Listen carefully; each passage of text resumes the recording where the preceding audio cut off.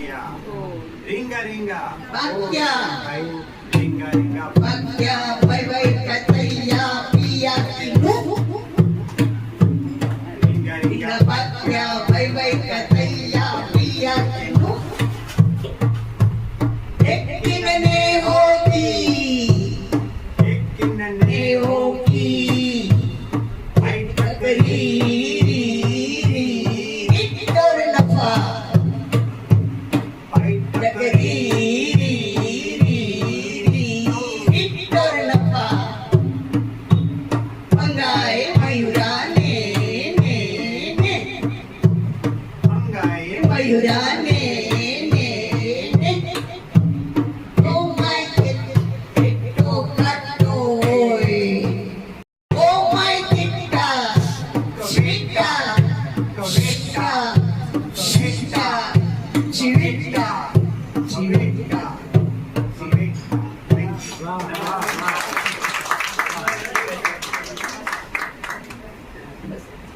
બન્ની દ્વારા જાંજરનો જંગા એ લાંબો છેડો સાયલનો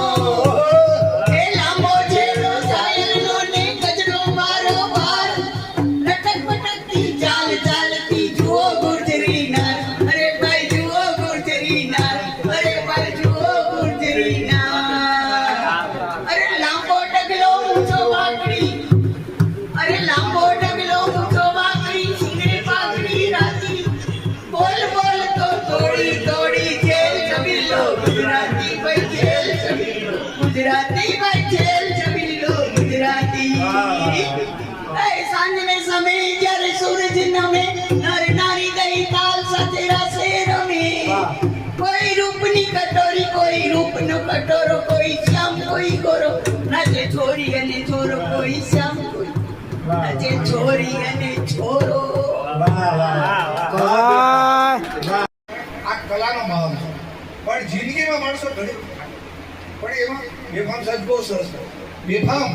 તો કેટલું થાકી જવું પડ્યું નહીતર જીવનનો માર્ગ છે ઘરથી કબર સુધી આટલું જ છે પણ ઘણું બધું થાકી જવાય છે હવે આપણે મિત્રને સાંભળવાના છે કુણાલભાઈ ને અને એ પોતાની તૈયારી રાખે ત્યાં સુધીમાં બરબાદ સાહેબનો એક શબ્દ છે જિંદગીમાં ઝૂરવા બાકી દવડા રહી ગયા એમના પત્ની ગુજરી ગયા ને પછી આ એમણે ગઝલ લખાઈ જિંદગીમાં ઝૂરવા બાકી દહાડા રહી ગયા આજ તો ઉલાઈ ગઈ કિંતુ ધુમાડા રહી ગયા આ કોઈની યાદો રહી ગઈ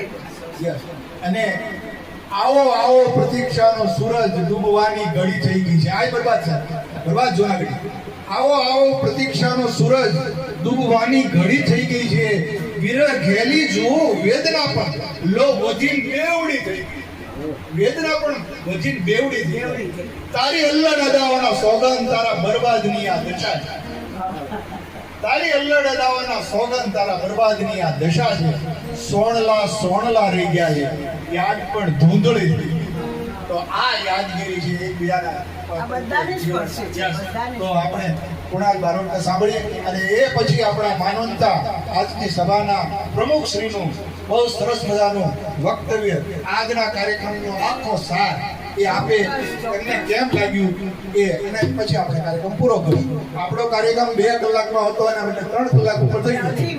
ગયો એ તો કહેશે એ તો આભાર વિધિ કરશે ને